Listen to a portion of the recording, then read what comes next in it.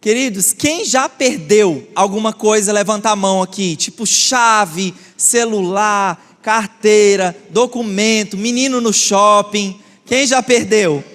Eu acredito que é algo muito recorrente aí de todos nós seres humanos, muito normal. E eu queria falar para vocês de uma coisa que a minha esposa perdeu nas nossas férias. Então nós tiramos um tempo de descanso, que pastor descansa, glória a Deus. Vocês têm direito, o pastor também tem.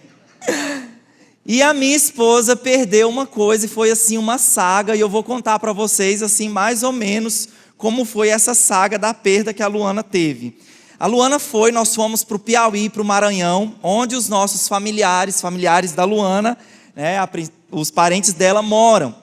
E a Luana, quando fala que é para visitar os parentes, eu até já contei para vocês aqui, que sempre depois que eu volto do Maranhão, aparece um menino lá em casa, né? Mas dessa vez ela está com o Dio, nada vai acontecer em nome de Jesus. Então ela fica super alegre, aquela alegria de visitar a parentela, de ver as irmãs, aquela coisa assim, esquece que as horas passam.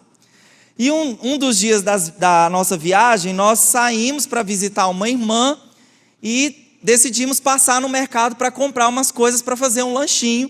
E aí saímos do mercado e a Luana com aquele monte de sacola de lanche, chegamos na casa lá da avó da Luana, e ela saiu do carro com aquelas sacolas da comida, mais as coisas que ela sempre carrega, porque eu não sei a sua mulher, mas a minha carrega Deus e o mundo dentro da bolsa dela, né? Então, além da bolsa dela, a bolsa de 2 crianças. Então a Luana anda com um batalhão de coisas.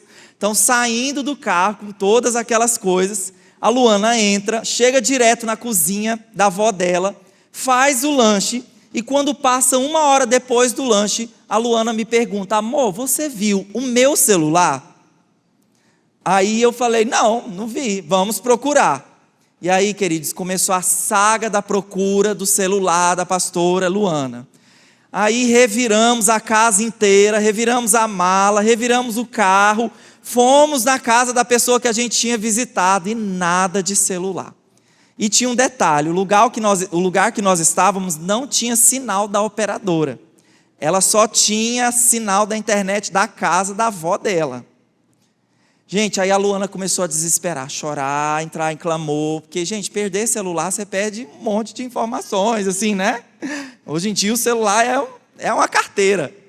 E aí a Luana, e eu comecei, Senhor, eu vou ter que comprar outro celular para a pastora Luana. Falei, misericórdia. E aí foi aquela saga, procura, chora, e aquele desespero. E o celular da Luana é um iPhone para acrescentar. Amor, é um iPhone, dá para nós digitarmos a senha do iCloud e apitarmos o celular. Porque eu mandei uma mensagem para o celular e recebeu os 2 palitinhos ali do WhatsApp. Eu falei, então o celular está aqui dentro, não está no mercado, na casa não está em lugar nenhum, ninguém roubou. O vô da Luana falou assim, não acredito que alguém entrou aqui na minha casa e roubou esse negócio. A vô da Luana já estava quase colocando na polícia o caso. E aí eu tentei colocar lá a senha, mas a Luana não lembrava o e-mail, não lembrava a senha, não lembrava nada. Falei, pronto, acabou. Vamos entregar esse sacrifício nas mãos do Senhor. E aí, conformamos naquele dia com a perca do tal do celular. E no outro dia, os parentes, todo mundo mobilizado, o Brasil inteiro, chorando. Cadê o celular da mulher? Cadê? E aí no outro dia, um primo da Luana falou, você já procurou debaixo das coisas? Eu falei, gente, debaixo das coisas? Um absurdo. Mas tá, o menino foi lá, o primo dela, e procurou. Gente, o celular estava debaixo do sofá. Aí, pensando, o que aconteceu? Que a mulher entrou na cozinha, como é que o celular foi parar na sala? Na hora do lanche, estava cheio de primo, de gente, gargalhada, quá. Uma criança deve ter pegado, talvez tenha até sido o meu, e jogou debaixo do sofá. Aí, graças a Deus, eu falei, Senhor, graças ao meu bolso respirou, né? Graças a Deus. Então você possivelmente já tenha perdido alguma coisa, perdido um RG, uma identidade, e graças a Deus é muito fácil recuperar hoje um documento assim, né? Você vai lá no órgão e recupera seu documento. E eu quero falar de uma identidade perdida, mas não de um documento físico, mas sim da identidade que nós somos criados para ser, e que muitas pessoas têm perdido essa identidade. E eu queria que você fechasse os seus olhos para que pudéssemos consagrar esse momento da palavra diante do Senhor. Senhor Jesus, obrigado pelo privilégio de estarmos diante de Ti, em Tua presença. A Tua casa, Senhor, é lugar de cura. A Tua mesa, Senhor Deus, é lugar de restauração. Senhor Deus, a Tua palavra diz que o Senhor é a verdade, e é a Tua verdade que nos santifica.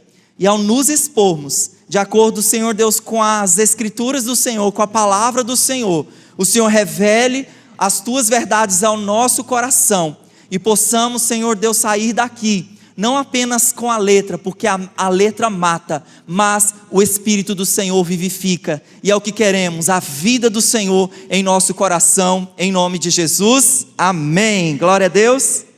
Então abra sua Bíblia comigo, em Gênesis, capítulo 38, versículo 16, quero até expor aqui, que alguns domingos, eu pedi assim, alguém que me ajudasse com uma capa, e o Rogério ali, o Rogério da Débora, providenciou uma capa maravilhosa para a minha Bíblia, foi recuperada, para a glória do Senhor. Gênesis 38, versículo 16 ao 18, a Bíblia diz assim: venha cá, quero deitar-me com você. Ela lhe perguntou: o que você me dará para deitar-se comigo? Disse ele: eu lhe mandarei um cabritinho do meu rebanho. E ela perguntou: você me deixará alguma coisa como garantia até que eu mande? Versículo 18. Disse Judá: que garantia devo dar-lhe? Respondeu ela: o selo com o seu cordão e o cajado que você tem na mão. E ele os entregou. A nossa identidade, a sua identidade, ela é aquilo que te define e que te distingue. E a sua identidade é a consciência que você tem acerca de você mesmo. E quando nós falamos de identidade, algumas perguntas, elas vêm ao nosso coração, como por exemplo: o que eu sou em Deus? Qual é o meu propósito? Então, nesse universo da identidade, uma das maneiras que a nossa identidade tem sido afetada, tem sido realmente prejudicada, tem sido na área da sexualidade. E essa área da sexualidade tem sido afetada pela imoralidade. Diga assim comigo: imoralidade. Quando nós apresentamos uma criança, ou você conhece um bebê, a primeira pergunta que você faz para os pais, caso você não identifique se a criança não está usando rosa ou azul, você pergunta: qual é o sexo? E os pais vão dizer se é homem ou se é mulher. A Bíblia diz lá em Gênesis que Deus criou homem e mulher. Você pode dizer um amém? Amém. Glória a Deus por isso, que Deus criou homem e mulher. E Ele diz: deixará o homem, a sua família, a sua casa, e se unirá à sua mulher, e eles serão uma só carne. E esse deleite que é a relação sexual entre o homem e a mulher, esse prazer que Deus criou, tanto para prazer e também para reprodução. Glória a Deus por isso. Mas esse item, essa parte da nossa identidade, a sexualidade, ela realmente tem sido usada pelo pecado, pelas trevas, e tem pervertido essa área. Então, uma vez a imoralidade tendo sido entrado pela porta do pecado nas nossas vidas, ela tem destruído a história de casamentos, ela tem destruído a história de famílias, ela tem destruído a história de muitos filhos, porque a imoralidade, ela destrói a identidade de uma pessoa. O tema dessa palavra é perdido, e vocês vão entender até o final por quê, de uma série que nós estamos começando hoje, chamada Como Recuperar a Sua Identidade, porque você viu aqui nesse texto que o Judá, ele perdeu coisas muito importantes e que falam da sua identidade. E como eu falei, tem muitas pessoas perdidas que estão à procura do que elas são em Deus. E através dessa palavra nós vamos dar um caminho para descobrirmos, reavermos a nossa identidade em Cristo Jesus. O Judá, ele entregou o anel, Diga assim comigo: ele entregou o anel, ele entregou o cordão e ele entregou o seu cajado. E hoje, como é a parte 1 dessa palavra, nós vamos falar especificamente do primeiro item do anel de selar. E no próximo domingo, você não pode perder a sequência dessa palavra de outras coisas que a imoralidade sequestra de nós. Então, nosso primeiro ponto aqui, o anel de selar. A primeira coisa que aquela mulher, que aquela prostituta, ela pediu para Judá e ele entregou. Esse anel, todo mundo aqui, né, os casados andam com anel, mas esse anel de selar aqui, ele era utilizado para autenticar documentos. Aquilo que hoje você faz até online, antigamente era utilizado com esse anel que continha o brasão da família. E aí se utilizava ali para comprovar os documentos e autenticar os documentos. Então aquele anel, ele falava de uma identidade familiar. Ele falava de uma identidade espiritual. E quando nós falamos de identidade, como eu disse, a pergunta é: o que você é em Deus? De que família você veio? Qual é a sua herança? E para nós entendermos o porquê que Jacó entregou um item que fala da identidade espiritual e familiar dele, nós precisamos voltar um pouco na história. Gênesis 38:1 diz o seguinte: por essa época, Judá deixou seus irmãos e passou a viver na casa de um homem de Adulão chamado Ira. E que época foi essa que Judá deixou seus irmãos?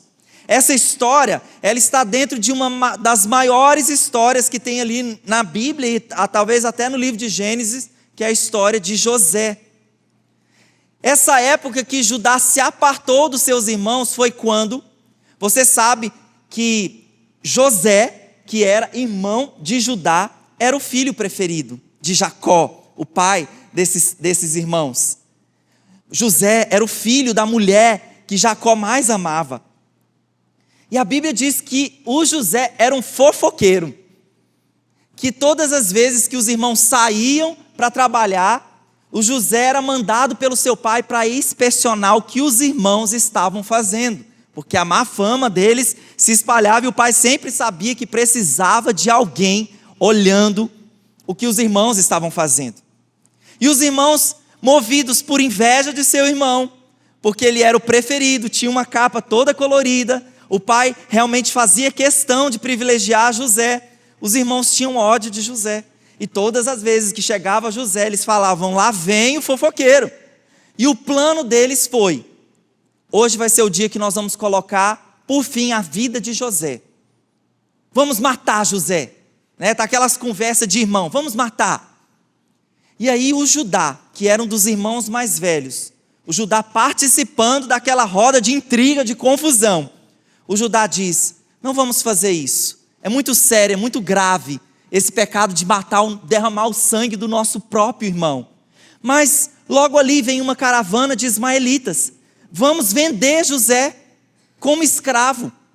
E assim os irmãos fizeram. Então esse plano mirabolante para acabar com a vida do irmão fofoqueiro, e o Judá foi esse instrumento para dar esse conselho para que José fosse vendido ao invés de morto.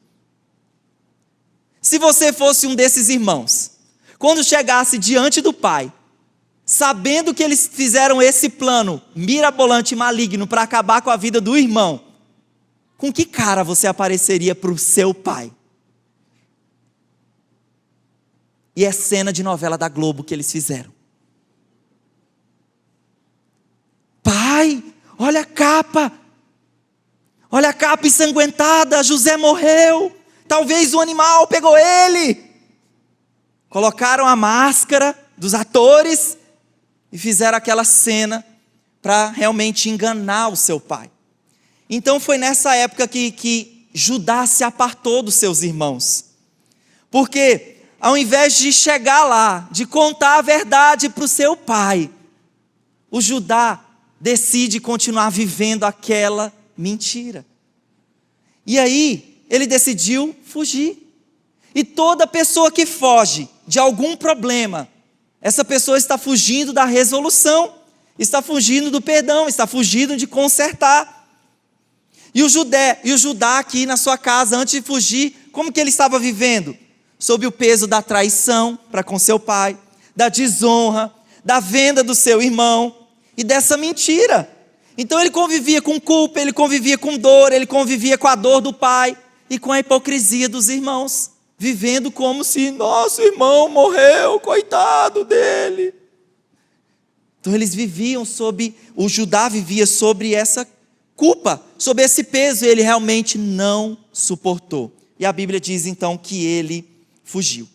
Conta uma história de uma águia que estava sobrevoando nas alturas, né? Como faz o barulho da águia? Ninguém vai se arriscar? Nem eu. Então a águia estava sobrevoando nas alturas e ela logo sente uma flecha atingindo-a. E aí a águia caiu no chão. Quando ela lá debandada, né, para entender o que tinha acontecido, ela vira para o lado e vê que uma flecha havia a atingido. E ela olha para a extremidade daquela flecha e ela vê uma pena. E antes de morrer, a águia fez uma reflexão. Ela falou: triste o nosso fim, porque nós damos para o nosso inimigo as armas para a nossa própria destruição. E tudo que o inimigo das nossas almas precisa é de um conflito não resolvido. Tudo que o inimigo das nossas almas precisa é de realmente uma história, uma família destruída, para que ele realmente faça a festa. Porque toda pessoa que foge, ela busca conforto, ela busca alívio, mas se ela não resolver, ela só encontra paliativos. E aqui então, longe da casa do seu pai, Judá, lá para onde ele decidiu fugir, o Judá se encontra com uma mulher cananeia e se casa com ela. Então vou te explicar aqui o peso de ter casado com essa mulher cananeia. Abraão havia falado para o seu servo buscar uma mulher para Isaac. Estava tudo nessa linha dessa família aí. E o Abraão falou para o seu servo: não busque uma mulher de outros povos, uma mulher cananeia. Busque uma mulher entre o nosso povo. Por quê? Porque é muito sério isso na Bíblia, aquilo que nós chamamos de jugo desigual. Então o próprio Abraão sabia a responsabilidade de um casamento entre pessoas do mesmo Deus, do mesmo pensamento. E aqui o Judá se aparta desse princípio e casa com uma mulher cananeia sobre o jugo desigual. Então toda essa culpa, toda essa situação que Judá estava carregando em suas costas, se casando com uma mulher estrangeira de outro Deus, na linha da sua história, isso começou a refletir na vida dos seus filhos, começou a reverberar na vida dos seus filhos. E Judá teve 3 filhos, eu queria que você me ajudasse a dizer o nome desses 3 filhos. O primeiro filho, diga assim, o segundo filho, o Onã, e o terceiro filho, o Selá. A Bíblia disse que o primeiro filho de Judá, Judá, parte do povo de Deus, veja o que aconteceu com seu filho. A Bíblia diz que ele assumiu a forma do mal. Já pensou?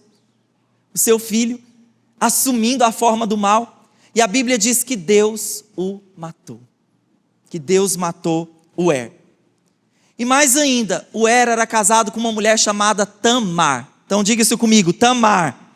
A Tamar vai ficar aqui na nossa trama essa semana e na outra semana. Então preste atenção no que a Tamar vai fazer. O que eles fizeram com a Tamar. Esse personagem aqui, ele morreu sem dar descendência, ele morreu sem dar filhos. E existia um acordo entre os israelitas que se alguém morresse e não tivesse filhos, os próximos da linha sucessória, os próximos filhos, teriam que tomar aquela mulher para dar filho para o primeiro que morreu. E foi isso que Judá fez. Judá entregou a Tamar para o próximo filho, para o Onã. Só que a Bíblia diz que o Onã só ficava lá curtindo ela, só ficava lá aproveitando da Tamar. E ele não engravidou a Tamar. E a Bíblia diz que Deus viu o coração perverso de Onã e reprovou também a sua conduta e o matou também. E sobrou o terceiro filho agora, o Selá. Só que o Judá pensou assim: meu Deus, essa mulher está carregada, já matou 2 filhos meus. Não vou entregar ela de jeito nenhum. Brincadeira, o filho era muito novo. E ele falou assim: vamos fazer um combinado aqui, Tamar?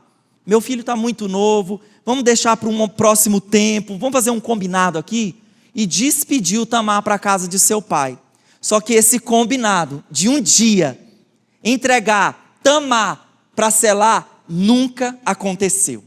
Então qual é o nome dessa mulher?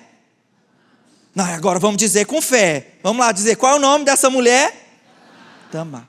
Então nós temos aqui em Tamar a figura de uma mulher frustrada, de uma mulher ferida, de uma mulher abandonada.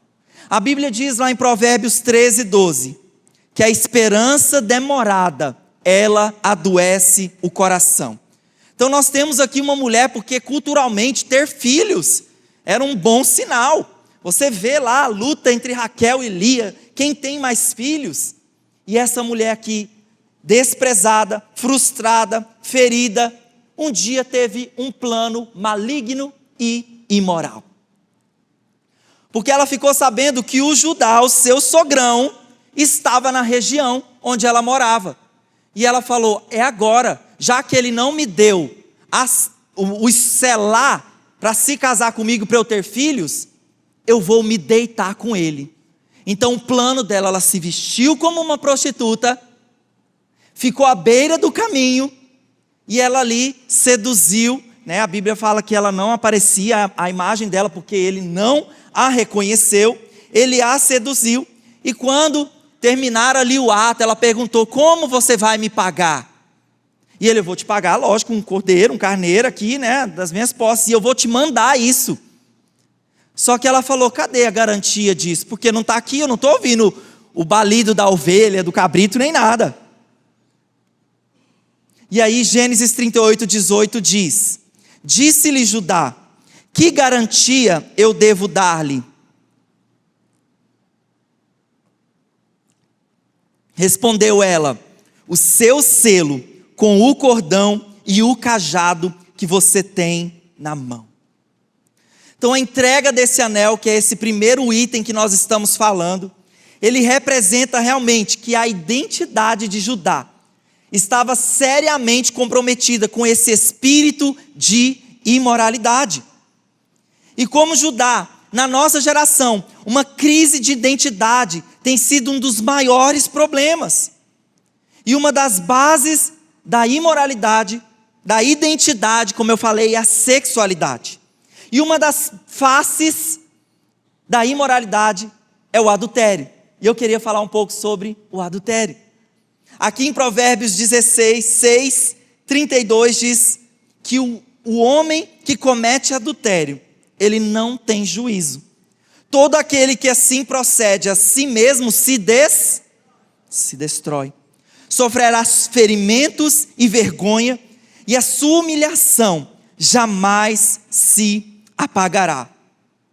Então nós temos visto na nossa geração algumas discussões sobre os direitos, sobre questões de sexualidade, como por exemplo o casamento homoafetivo. Então nós vemos pessoas se debatendo, discutindo, levantando essa bandeira, e nós sim, como igreja, precisamos nos posicionar a favor da verdade da palavra de Deus. Mas uma coisa que eu não entendo assim, toda essa discussão, toda essa briga, porque muitas vezes nós como igreja, nós não estamos fazendo o dever de casa. Ao longo dos anos eu tenho ouvido tanto e orado por avivamento, porque um dos sinônimos de avivamento é arrependimento, é transformação. Mas ano após ano, os números de divórcios que acontecem por causa da infidelidade conjugal, em vez de cair por causa de um povo que se levanta para se posicionar, esses números, em vez de cair, serem decrescentes, quase nulos. Pelo contrário, tantos divórcios relacionados com imoralidade sexual e infidelidade no casamento. A pergunta que eu tenho para você, como igreja, como povo de Deus, que exemplo que nós estamos dando para o povo lá fora?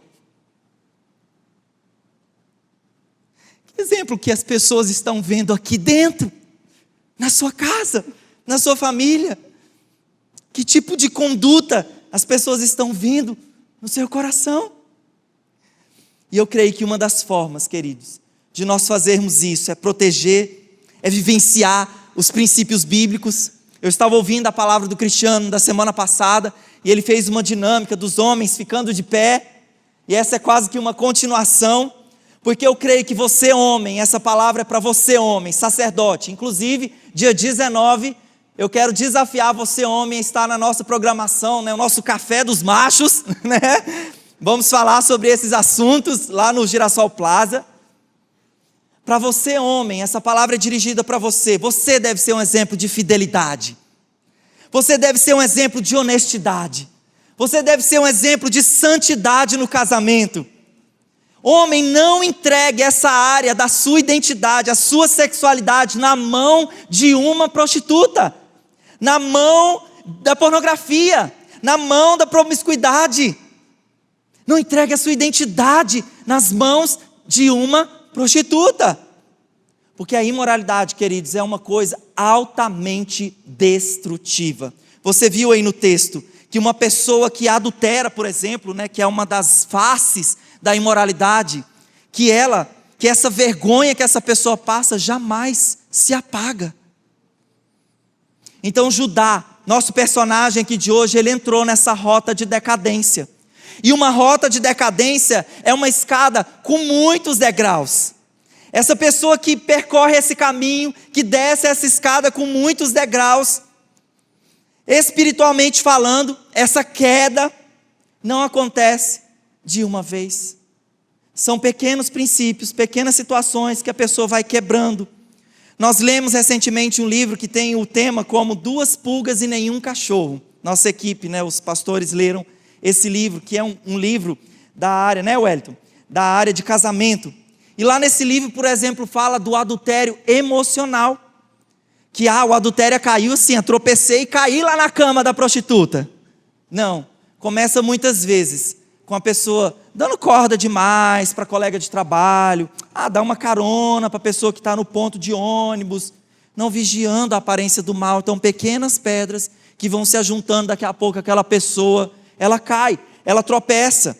Então essa escada, ela é uma escada que a pessoa realmente vai descendo, ela vai quebrando as linhas. Nós falamos aqui na mensagem sobre as tentações, a pessoa vai ultrapassando as linhas de proteção, realmente quebrando ali os limites até onde ela deveria ir.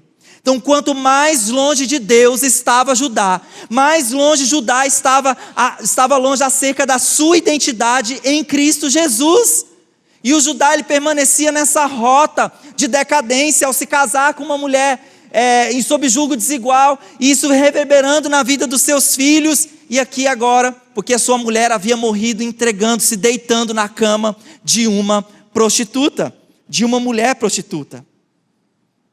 Então nosso primeiro ponto aqui, Judá entregou algo tão importante que fala a respeito da sua identidade espiritual e familiar, o anel. Agora, graças a Deus, que o nosso segundo ponto é como recuperar o anel. Olha que a Bíblia diz, Salmo 19:7. Eu queria que você lesse comigo. Queria que você lesse enquanto o pastor bebe uma água. Então vamos lá. A lei... Só os homens de Deus agora, eu quero ver os machos de verdade, lendo com muita fé esse versículo. Vamos lá.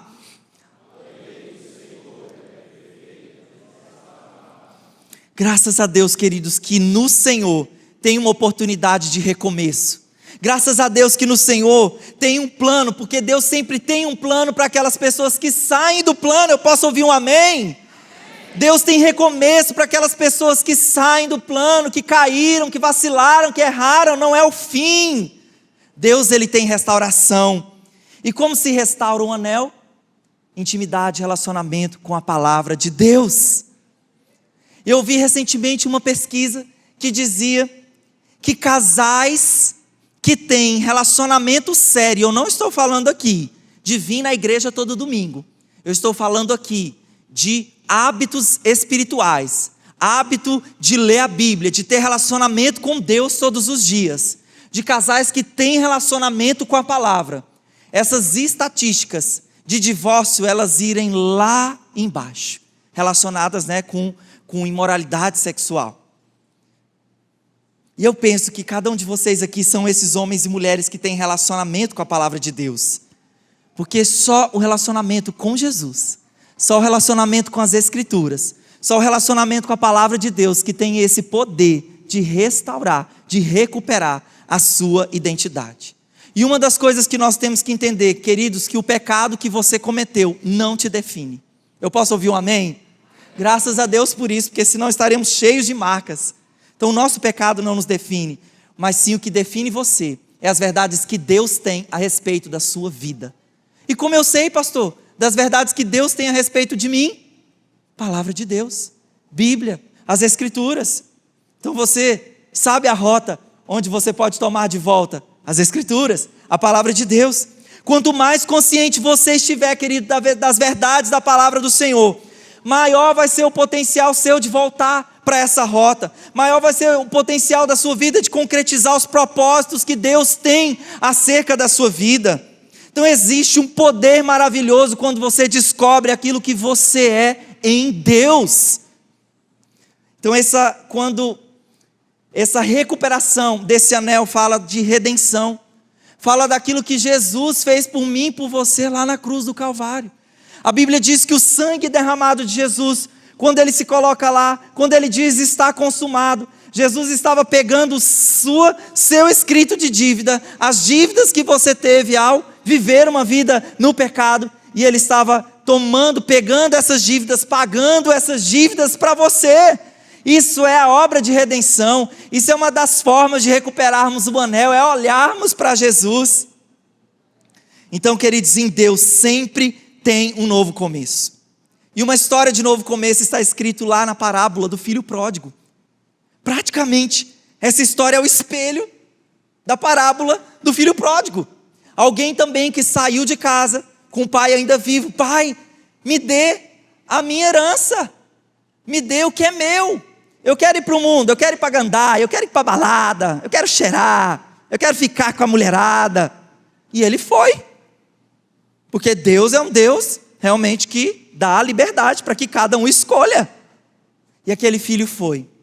Só que a Bíblia diz que um dia, esse filho, depois que gastou tudo, depois que ele tinha realmente entregado tudo, toda a identidade dele para o pecado, um dia, tomando a consciência, retomando a consciência, a lembrança, como a Bíblia fala, quero trazer à memória aquilo que me dá esperança.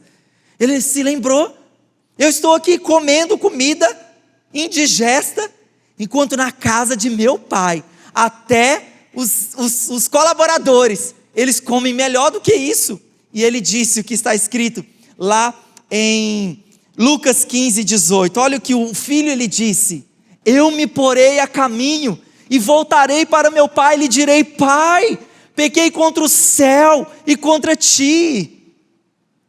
Então esse filho aqui, porque uma das chaves da recuperação do anel é o arrependimento. Diga isso comigo, arrependimento.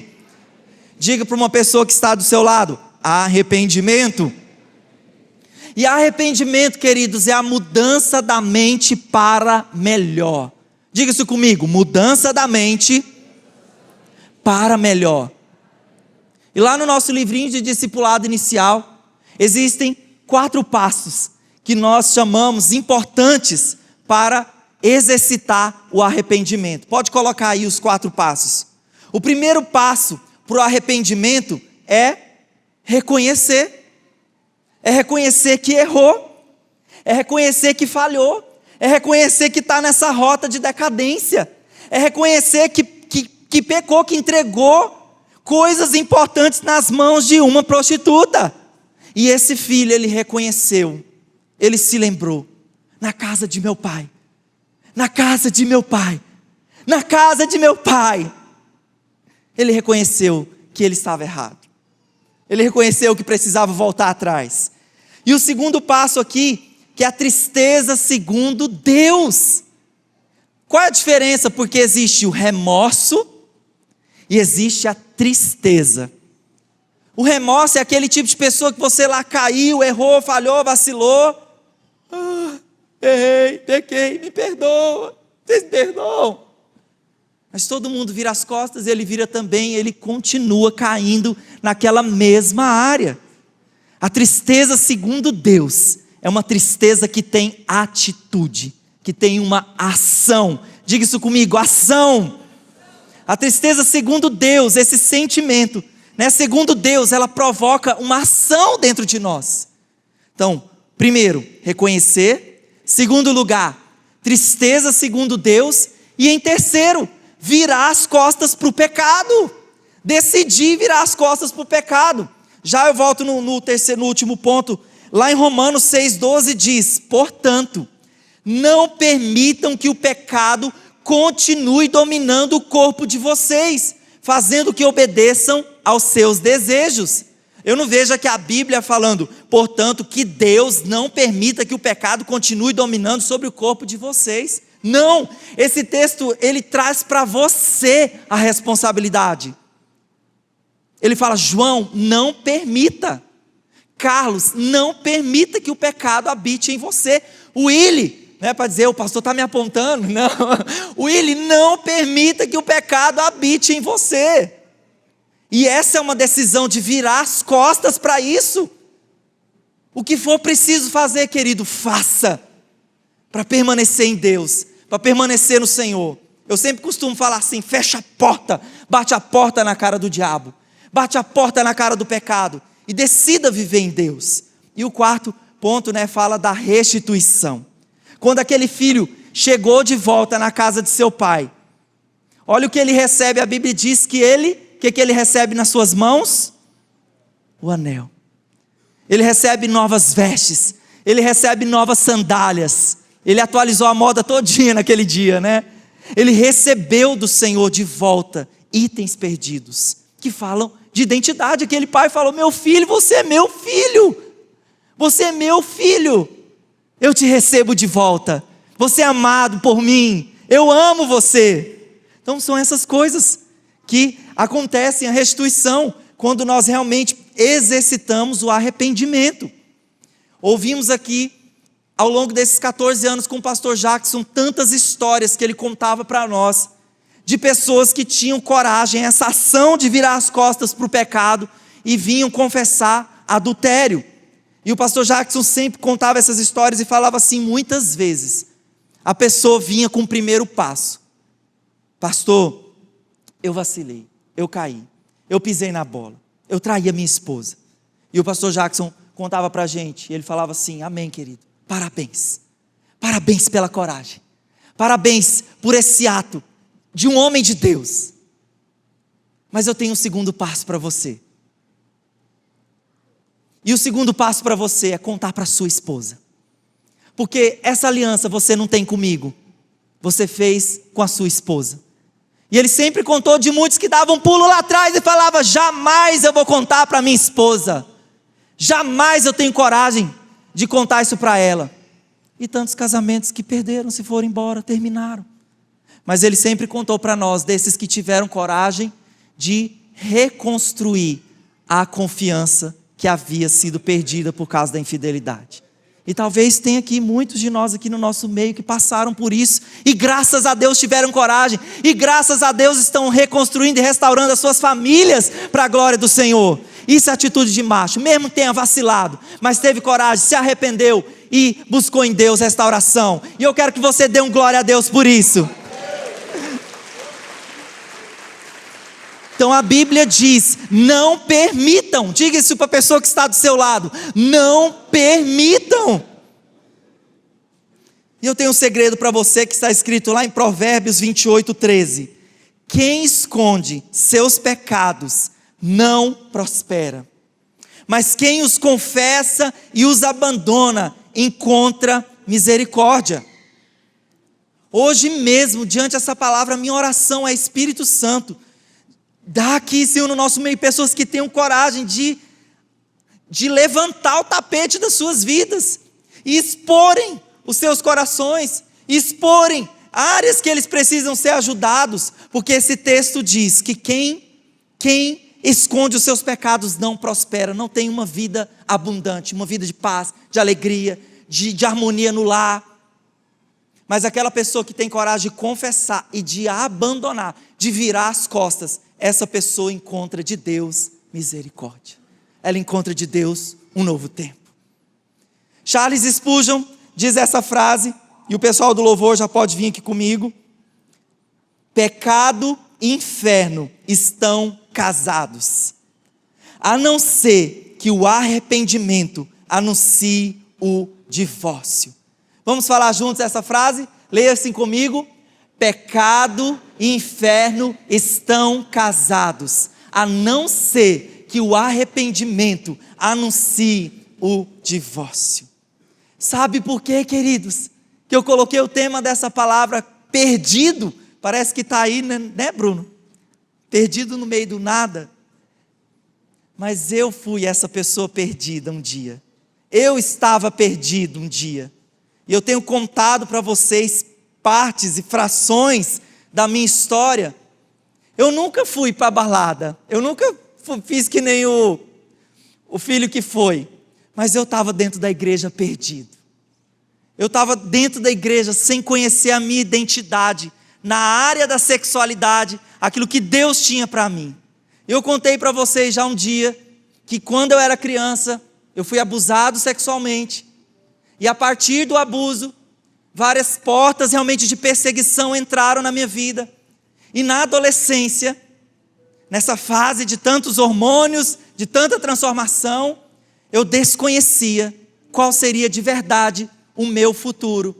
Se eu seria um homem em Deus, ou se eu trilharia aquilo que os meus pensamentos estavam, aquilo que eu via na internet, todas aquelas porcarias e imoralidades.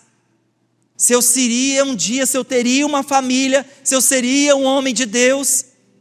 Porque eu muito bem essa fase da minha vida, olhava tanta porcaria homossexual. E eu estava perdido na casa do Senhor. E eu estava realmente precisando. E quando eu comecei a ouvir essas palavras de arrependimento, de transformação, comecei a orar, comecei a colocar a minha vida em revisão diante do Senhor.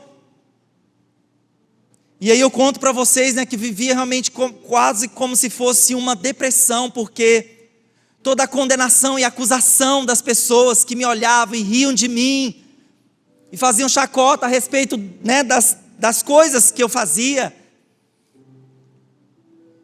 Então meio que como uma depressão, meio num caminho assim. Na época eu não tinha tanto esse entendimento, mas eu me lembro que pessoas se levantaram para me ajudar, pessoas se levantaram para estender a minha mão. E ali, num dos momentos onde eu pude realmente abrir o meu coração, de contar, de vomitar tudo aquilo que eu estava escondendo e que estava me fazendo tão mal.